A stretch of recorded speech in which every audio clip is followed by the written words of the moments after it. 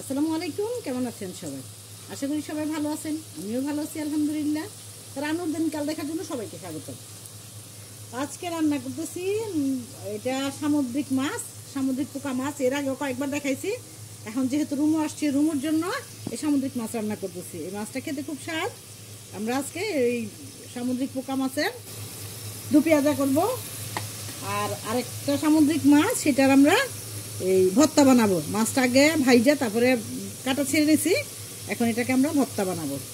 আর করব আমাদের নরসিংদীর বিশেষ রান্না, মাছের ডাল রান্না করবো। এই যে মাছের ডালের আমরা ফাঁকি কিনে আনি প্যাকেট করে, ওই ফাঁকিটা আবার কিছুক্ষণ আগে ভিজায় রাখতে হয়। ভিজায় রাখলে এই ডালটা রান্না করতে সুবিধা। এই যে আমি আজকে চিংড়ি মাছ দিয়ে মাছের ডাল রান্না করবো।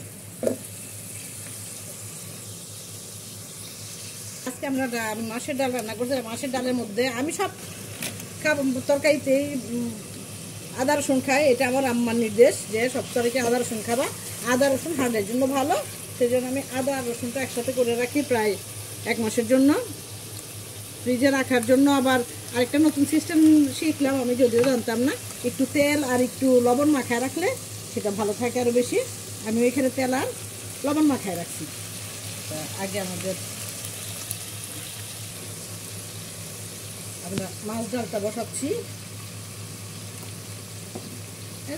রান্না যেভাবে হয় সেভাবেই রান্না, কিন্তু আবার কোনো ই নাই, সব রান্না একই রকম। শুধু হলুদ মরিচটা কষাইতে হয়, ধনিয়া জিরা যা দেওয়ার সেগুলোই দিতে হয়। আমিও ঠিক আছে সেভাবেই রান্না করি। শুধু কষানোটা যে ভালো করে কষাইতে পারে সরি, এই কষানোটাই আসল। একটু ভালো করে কষাই নিতে হয়। সব রান্নারই কষানোটা যত সুন্দর হবে রান্নাটা তত টেস্টি হবে। তা আমাদের পেঁয়াজ কষানো শেষ।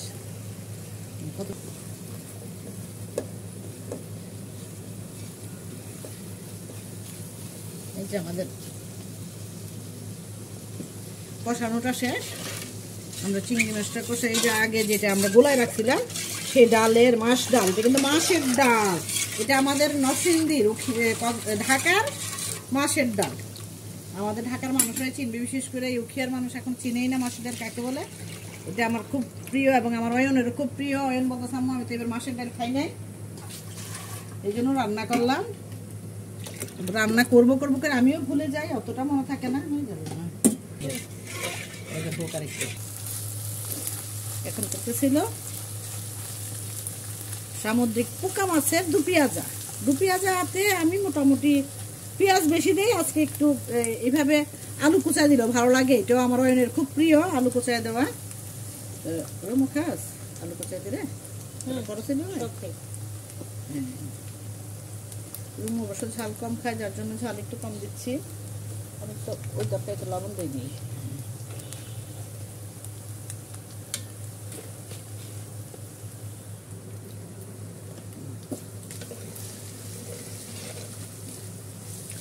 ডালটা হইতে হইতে কিন্তু একটু নাড়ায় থাকতে হয়, কারণ না লাড়লে নিচে দিয়ে লেগে যাওয়ার সম্ভাবনা থাকে। এই জন্য যত বেশি লাড়তে হবে।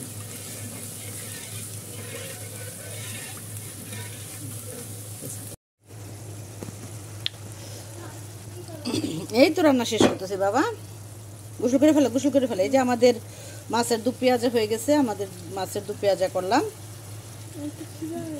খিদে লাগে না? হ্যাঁ, গোসল করে আসো, তারপর একটু হাঁটো দৌড়াও, খিদে লাগে যাবে। কারণ আমরা একটু তাড়াতাড়ি রেডি হব। আমরা আজকে যাব কুমির প্রজেক্টে। কুমির চাষ বা প্রজেক্ট, চাষ মানেই তো প্রজেক্ট, ওখানে চাষ করতেছে। ওটা একটা প্রজনন,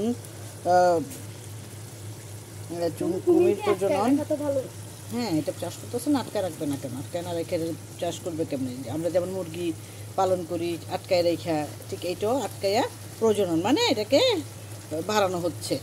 তোমাকে কীভাবে বুঝতে পারতেছি না। আর এই যে আমাদের ডাল হয়ে গেছে। ডালটা লবণ হয়েছে কিনা দেখো তো। হ্যাঁ, সরকার থেকে অনুমতি নেওয়া। দেখো তো লবণ টবণ হয়েছে কিনা। আমার বাবা আবার এদিকে, আমার বাবা আবার আমার রান্নায় খুব হেল্প করে। যে কোনো সময় এসে একটু দেখে হয়েছে কিনা লবণটা, একটু লবণ হয়েছে কিনা দেখো, আর মাদু পেঁয়াজ হয়েছে কিনা দেখো। ঠান্ডা গাছের চুলাটা একটু কমাই দাও তো বাবা।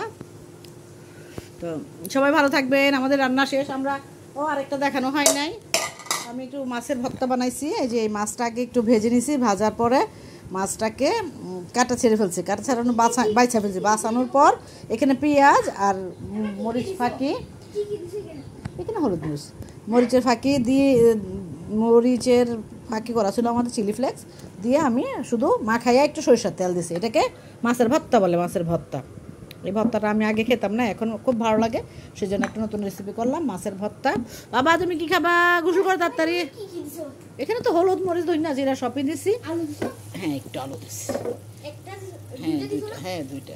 এ হয়ে গেছে আমাদের মাছের দু পেঁয়াজা এবং মাছের কি বলে এটাকে, এই ডাল, দুইটাই শেষ। এখন আমরা গোসল করবো এবং তাড়াতাড়ি কুমির প্রজেক্টে যাওয়ার জন্য রেডি হব, যেহেতু আমার ভাইজি আজকে প্রায় 20 বছর পর আমাদের বাড়িতে আসছে, ওকে নিয়ে একটু ঘুরতেছি। কালকে একটু ইনানি বিচে গেছি, আজকে একটু কুমির প্রজেক্টে যাব, আবার কালকে একটু বেড়াতে যাব, দাওয়াত আছে একটা। তারপরের দিন হয়তো একটু কক্সবাজার যাব। তো সবাই ভালো থাকবেন, দোয়া করবেন আমার জন্য, আমিও সবার জন্য দোয়া করি। আর যারা যারা এখনও আমার চ্যানেলগুলো সাবস্ক্রাইব করে নাই, প্লিজ প্লিজ প্লিজ সাবস্ক্রাইব করে দেবেন এবং পাশে থাকা বেল বাটন অন করে দিবেন এবং আমার পাশে থেকে আমাকে সহযোগিতা করবেন।